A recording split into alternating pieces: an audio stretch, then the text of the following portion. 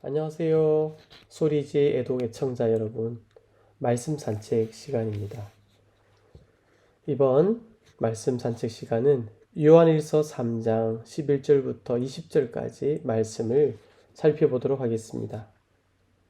제가 요한일서 3장 11절부터 20절까지 말씀을 먼저 읽습니다. 우리는 서로 사랑할지니 이는 너희가 처음부터 들은 소식이라. 가인같이 하지 말라. 그는 악한 자에게 속하여 그 아우를 죽였으니 어떤 이유로 죽였느냐? 자기의 행위는 악하고 그의 아우의 행위는 의로움이라. 형제들아, 세상이 너희를 미워하여도 이상히 여기지 말라. 우리는 형제를 사랑함으로 사망에서 옮겨 생명으로 들어간 줄을 알거니와 사랑하지 아니하는 자는 사망에 머물러 있느니라. 그 형제를 미워하는 자마다 살인하는 자니 살인하는 자마다 영생이 그 속에 거하지 아니하는 것을 너희가 아는 바라. 그가 우리를 위하여 목숨을 버리셨으니 우리가 이로써 사랑을 알고 우리도 형제들을 위하여 목숨을 버리는 것이 마땅하니라. 누가 이 세상의 재물을 가지고 형제의 궁핍함을 보고도 도와줄 마음을 닫으면 하나님의 사랑이 어찌 그 속에 거하겠느냐. 자녀들아, 우리가 말과 혀로만 사랑하지 말고 행함과 진실함으로 하자. 이로써 우리가 진리에 속한 줄을 알고 또 우리 마음을 주 앞에서 굳세게 하리니 이는 우리 마음이 혹 우리를 책망할 일이 있어도 하나님은 우리 마음보다 크시고 모든 것을 아시기 때문이라. 아멘. 가인의 길을 버리고 예수의 길을 따르라 라는 제목으로 말씀을 나누도록 하겠습니다. 지난 4월 9일 부활절 저는 오전 예배를 마치고 시청 도서관 앞에서 몇 기독교 단체가 연합하여 주관하는 가난한 이들과 함께하는 부활절 예배에 참석했습니다. 이곳에는 지난해 이태원 참사로 인해 가족을 잃은 유가족 몇 분도 계셨습니다. 예배에 참여하면서 이분들에게 작은 위로와 소망의 시간이 되길 바랐습니다. 그런데 예배가 시작되기 전부터 건너편에서 매우 거대한 스피커에서 나올 법한 시끄러운 소리가 들려왔습니다. 보수 기독교 단체에서 여는 애국 집회였습니다. 예수님의 부활에 대한 짧은 언급 뒤에 제 귀를 의심할 정도의 욕설이 쏟아져 나오기 시작했습니다. 누가 빨갱이라느니 누굴 죽여야 한다느니 물론 저마다 생각과 의견이 다를 수는 있습니다. 하지만 그들의 외침은 죽음을 이기신 예수님의 부활을 기념하는 날에 생명을 살리는 소리가 아니라 독이 묻은 죽이는 말처럼 들렸습니다. 부활이요 생명이신 예수님을 믿고 따르는 우리는 어떻게 살아야 할까요? 타인과 어떤 관계를 맺어야 해야 할지 집으로 돌아오는 내내 고민하고 생각했습니다. 오늘 본문은 우리가 하나님께 속해 있다는 가장 강력한 증거로 서로 사랑하라는 것을 꼽습니다. 내게 하나님의 생명이 있다는 것을 확인하는 방법은 내가 가진 어떤 확신이 아니라 행동으로 드러나는 사랑에 있다고 합니다. 내가 타인과 맺는 관계가 어떠하냐를 통해서 내가 생명에 속해 있는지 사망에 속해 있는지 확인할 수 있다고 합니다. 사도는 이것에 대해 창세기의 예를 들어 구체적으로 설명합니다. 사도는 내가 생명에 속해 있다는 것을 관계를 통해 분명히 알게 되는데 그것이 구체적으로 무엇을 의미하는지 가인의 이야기를 가져와서 설명합니다. 12절에서 가인이 소개되고 있는 이유는 가인이 악한 자의 대표이기 때문이 아니라 죽음에 속해 있을 때에 어떤 방식으로 관계를 맺는지를 가장 잘 보여주기 때문입니다. 외형적으로는 가인과 아벨은 똑같았습니다. 같은 부모에게서 태어났고 똑같이 중요한 직업에 종사했습니다. 농사를 짓는 것보다 양을 치는 것이 더 좋은 직업이 아니었습니다. 이 두 가지는 상호 보완적이었습니다. 성경 본문에 등장할 때도 아벨, 가인, 아벨, 가인 순으로 둘 중에 누구도 무대의 중앙을 차지하고 있지 않습니다. 오히려 가인은 맏아들이었고 그의 이름의 뜻은 생산하다, 나타나는 뜻의 축복된 이름이었습니다. 아벨은 둘째였고 매우 열등한 존재인 것처럼 숨, 증기, 덧없음이라는 뜻의 이름을 가졌습니다. 창세기 4장에 보면 가인과 동생 아벨이 하나님께 제사를 드렸는데 하나님은 가인의 제사를 받지 않고 아벨의 제사는 받으십니다. 왜 가인의 제사를 받지 않으셨는지에 대해 여러 주장들이 있지만 본문은 정작 그 이유를 명확히 말해주지 않습니다. 하지만 가인에게 문제가 있었던 것은 분명해 보입니다. 특히 그의 이러한 악함은 제사 이후 그의 태도와 행동을 보면 더욱 분명해집니다. 가인은 몹시 화가 나서 얼굴빛이 달라졌습니다. 가인이 분노하고 있습니다. 그 분노는 동생에 대한 시기심으로 표현됩니다. 그는 동생을 시기했습니다. 아마도 가인은 아벨이 자기보다 나을 것이 없다고 생각했던 모양입니다. 그런데 하나님이 자신의 제사는 받지 않으시고 아벨의 제사를 받자 가인은 자신이 무시당했다고 여겼습니다. 가인은 처음부터 자신의 정체성을 아벨과의 비교를 통해 세워왔음을 알 수 있는 대목입니다. 이제 가인은 자신의 정체성을 재조정하거나 아벨을 제거하든지 선택의 기로에 섰습니다. 그때 하나님은 가인에게 죄가 너를 지배하려고 하지만 너는 죄의 지배를 받아서는 안 된다. 오히려 그 죄를 다스리라고 창세기 4장 7절에서 말씀하셨습니다. 하지만 가인은 자신이 바뀌는 쪽을 택하지 않고 상대방을 배제하고 제거하는 쪽을 택했습니다. 결국 동생을 죽입니다. 이 과정에 대해 미로슬라브 볼프는 이렇게 말합니다. 죄를 범하고자 하는 의지는 그 행동이 발각되지 않도록 해주는 조건을 만들어내며 만약 발각된다면 그에 대한 책임을 회피할 수 있는 조건을 만들어낸다고 말합니다. 발각되지 않도록 해주는 조건은 장소를 의미하고 책임을 회피할 수 있는 조건은 죄의 논리를 말합니다. 가인은 아벨을 죽이는 장소를 들로 택했습니다. 들에서는 어떤 도움을 받을 수 없고 목격할 증인도 없습니다. 죄가 선호하는 장소가 바로 아무도 알아채지 못하게 아무런 방해도 받지 않고 악행을 저지를 수 있는 공간입니다. 두 번째 조건은 죄의 논리입니다. 가인은 하나님이 내 아우 아벨이 어디 있느냐라고 물었을 때에 내가 어찌 압니까? 라고 거짓말을 합니다. 그는 자신의 범죄를 부인하고 있습니다. 심지어 제가 아우를 지키는 자입니까?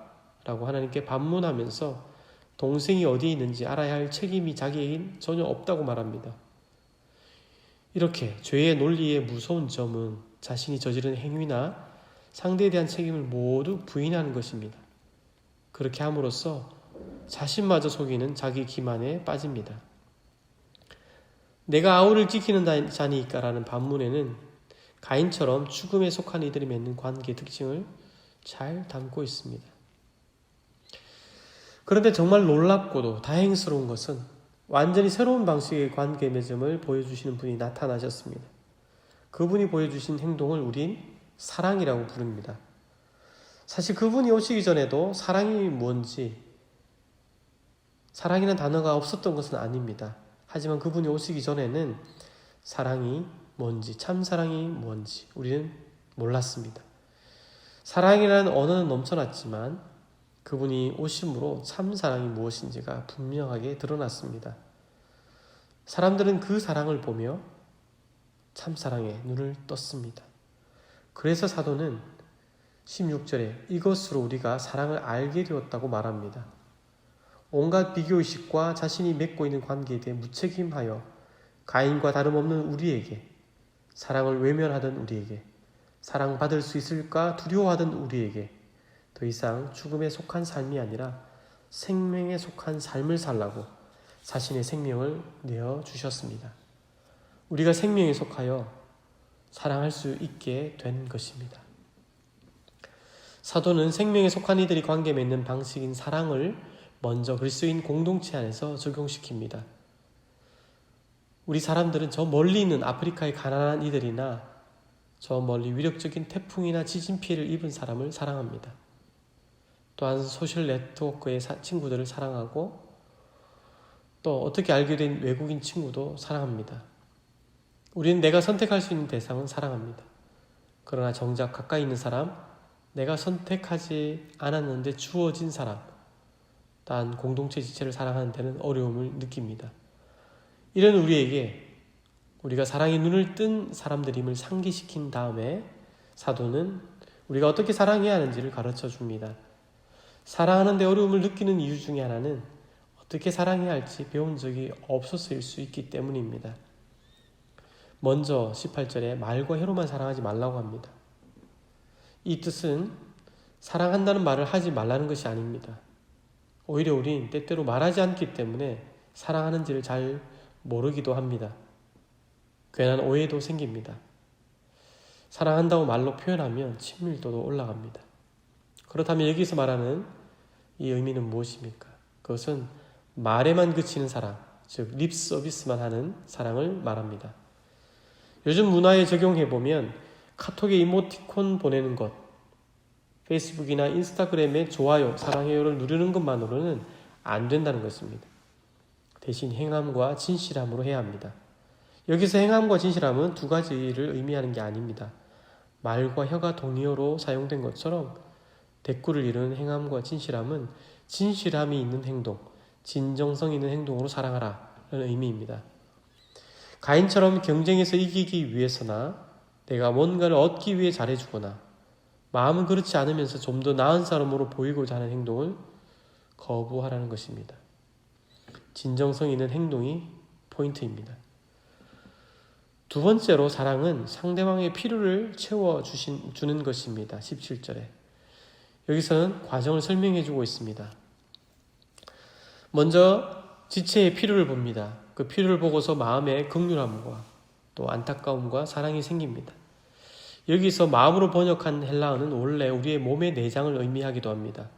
지체가 아프거나 고통 중에 있을 때 내 창자가 꼬이듯이 고통을 함께 느낀다는 의미입니다. 지체의 필요를 보고 마음이 아프고 또 긍휼의 마음이 생깁니다. 그러면 당연히 도와줘야 하는 것이 사랑입니다.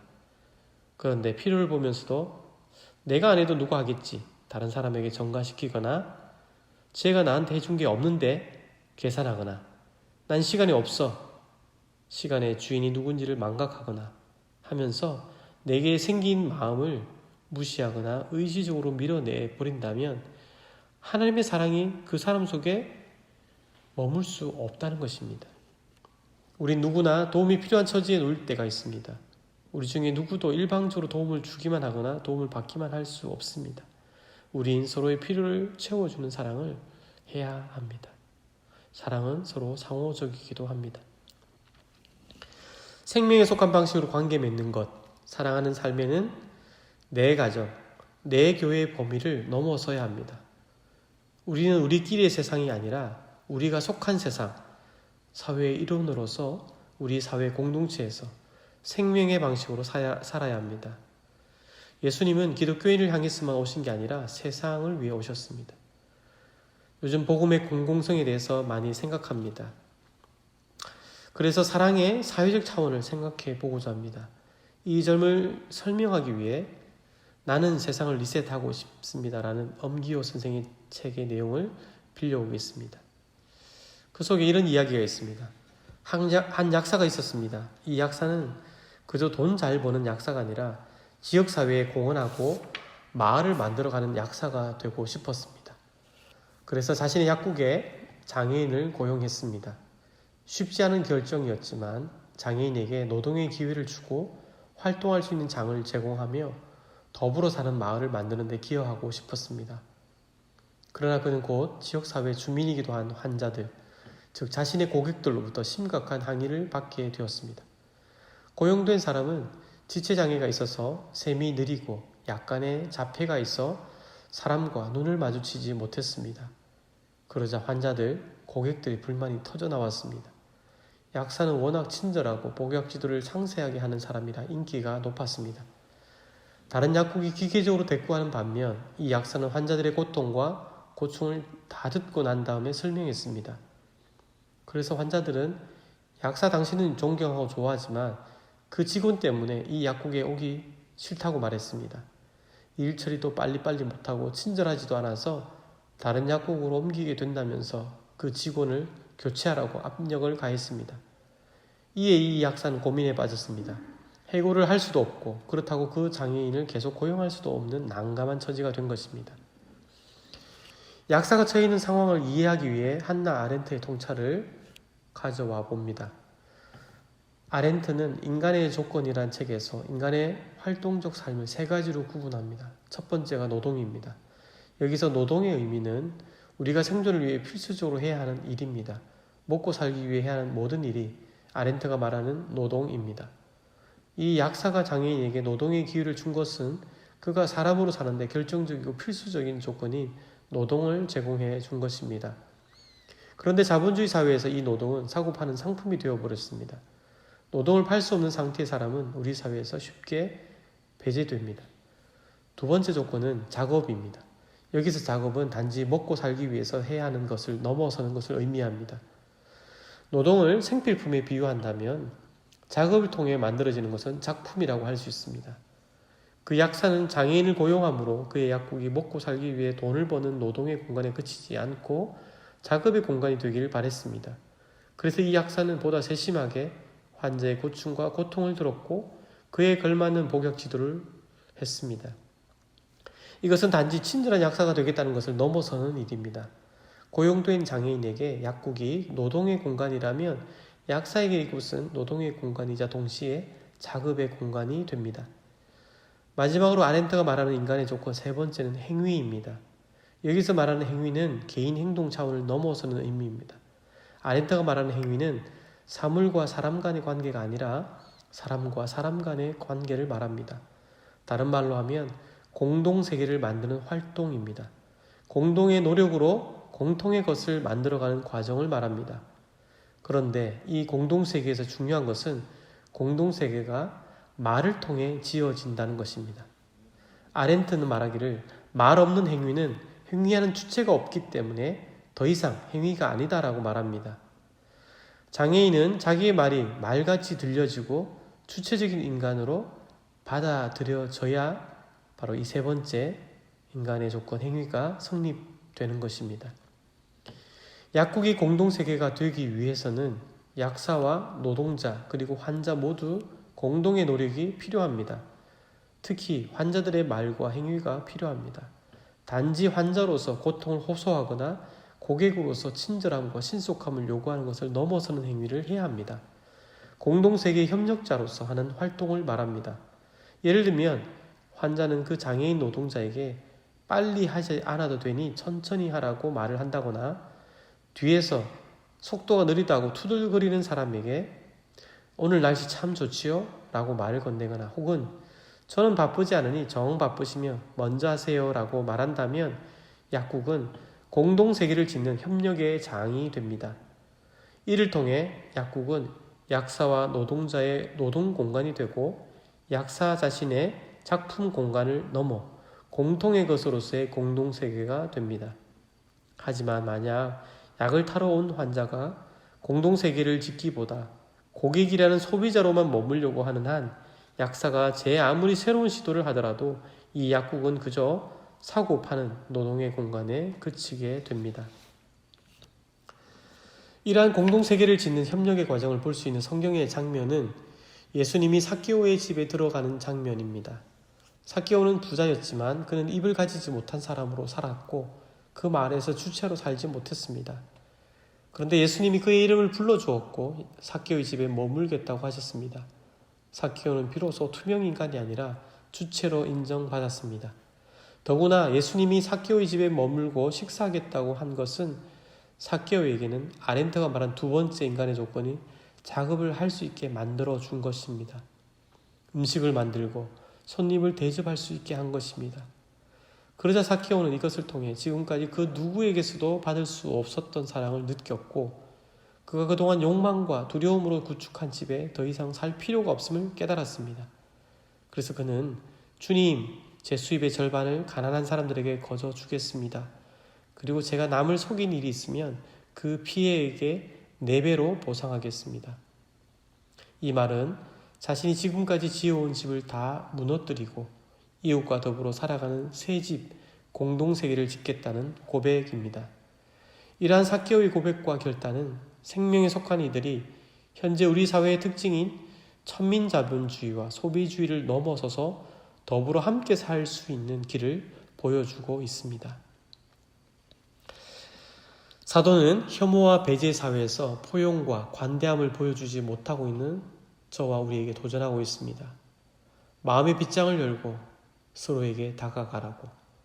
더 나아가 본문은 생명에 속한 이들이 관계 맺는 특징인 공동세계를 짓는 일에도 함께 참여하여 사람을 살리고 살아갈 소망을 주는 일들이 일어나는 상상을 해보라고 도전합니다.